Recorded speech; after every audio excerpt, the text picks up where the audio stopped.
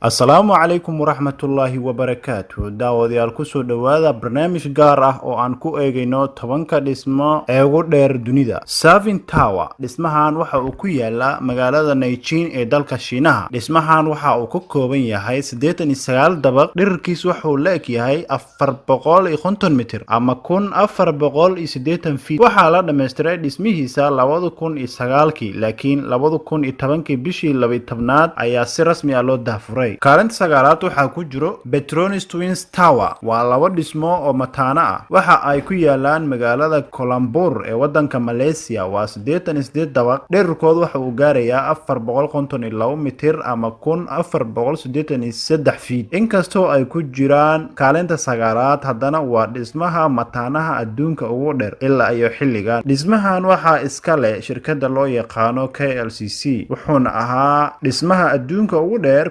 1998 ilaa laga soo gaaro 2004. kaalinta sideedaad International Commercial Center. dhismahan waxa uu ku yaalaa magaalada Hong Kong. waxa uu ka kooban yahay 118 dabaq, dhererkiisu waxa uu la eg yahay 484 dabaq ama 84 mitir ama 1588 feet. waxaa la dhameystiray dhismihiisa 2010. dhismahan waxaa qayb ka ahaa ganacsiga caanka ah ee hoteelka Dratis Kapalaton Hong Kong, kaas oo haysta dabaqa 102 ilaa kan 118aad. dhismaha International Commercial Center waxaa sidoo kale xarumo ku leh bangiyo caalami ah sida Morgan Stanley. waxaa kaalinta toddobaad soo galay dhismayaasha ugu dheer dunida Shanghai Wolf Initial Center. dhismahan waxa uu ku yaalaa degmada Bidol ee magaalada Shanghai ee wadanka Shiinaha. dhererkiisu waxa uu la eg yahay 492 mitir ama 1614.2 feet. waxa uu ka kooban yahay 101.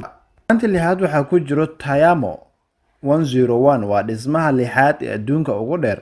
waxa uu ku yaalaa magaalada Tayamo ee jasiiradda Taiwan. dhererkiisu waxa uu gaarayaa 509.2 mitir ama 1671 feet. waxaa ka kooban yahay 101 dabaq, waana sababta uu u qaatay Tayamo 101 iyadoo dhismihiisa la dhameystiray 2004. ZTV Judicial Center. dhismahan waxa uu ku yaalaa magaalada Guasan ee dalka Shiinaha. kaalinta shanaad wuxuu ku ciriirsaday, dhererkiisu waa 530 mitir ama 1740 feet. nambarka afraad One World Trade Center. dhismaha markii magaciisa loo soo gaabiyo loo yaqaano 1WTC oo ku yaala magaalada New York ee dalka Mareykanka. joogiis ayaa ah 541.3 mitir ama 1776 feet. dhismaha ayaa la dhameystiray sanadkii 2001. kaalinta saddexaad waxaa soo galay Mecca Royal Clock Tower. waa dhismaha saddexaad ee dunida ugu dheer. waxa uu ku yaalaa magaalada barakeysan ee Mecca al-Mukarrama ee wadanka Sacuudiga, waxaana xagga sare ka eegayaa xaramka ama Kacbada. dhismaha waxaa ka kooban yahay 120 dabaq, dhererkiisu waxa uu la eg yahay 601 mitir ama 1972 feet. waxaana la dhameystiray 2012 dhismaha Mecca Royal Clock Tower. sidoo kale waxaa xagga sare uu ku leeyahay saacadda dunida ugu weyn. kaalinta labaad Shanghai Tower. waxa uu ku yaalaa wadanka Shiinaha. dhererkiisu waa 632 mitir ama 2073 feet. waxaa la dhameystiray dhismihiisa 2015. dhismaha dunida ugu dheer waa Burj Khalifa.